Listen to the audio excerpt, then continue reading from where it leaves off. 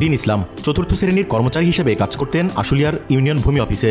সরকারি কাগজপত্র ৯/৬ এবং দালালির মাধ্যমে কয়েক বছরে কোটি কোটি টাকার মালিক বনে যান। বরখাস্ত করা হয় তাকে, তারপরও বন্ধ হয়নি দুর্নীতি।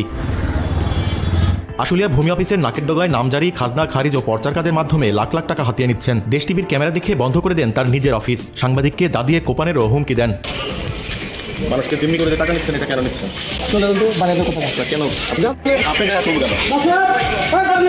সাভার পৌরসভার গ্যান্ডা এলাকায় দিন ইসলামের রয়েছে বহুতল 4টি ভবন। এর মধ্যে বি 8/4 হোল্ডিং এর 10তলা ফাউন্ডেশনের 5তলা ভবনটির 3তলায় পরিবার নিয়ে বসবাস করেন। এছাড়া টানগ্যান্ডা ও নামাগ্যান্ডা এলাকায় রয়েছে 5টি প্লট। সাভার সিটি সেন্টারের 3তলায় কাপড়ের গলিতে কিনেছেন কয়েকটি দোকান।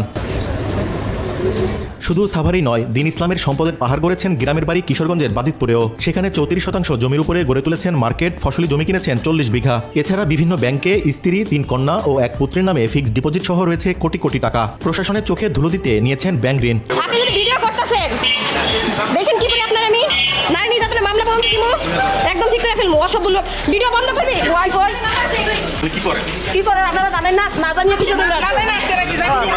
ওই তো বন্ধ হইছে, মামলা হইছে, তাও মামলা দিয়ে দেখো কি মামলা আপনার মামলা কিছু আপনারা নিয়ে আসেন। আপনি অসভ্য কইবে। এটা ছাড়া কোন বাড়ি আছে? আরো আছে 3টা নম্বর।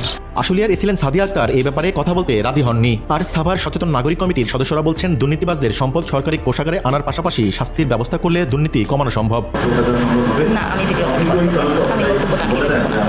ভূমিতে যারা দুর্নীতি করে এটা সুনির্দিষ্টভাবে ধরে এদের সম্পদ যেগুলো করেছে এটা সরকারি কোষাগারে যদি আনা যায় আর তাদের যে শাস্তির ব্যবস্থা করা যায়, তাহলে ভূমিতে দুর্নীতি বহুলাংশে কমে যাবে। শীঘ্রই দুর্নীতিবাজদের আইনের আওতায় আনার দাবি সচেতন।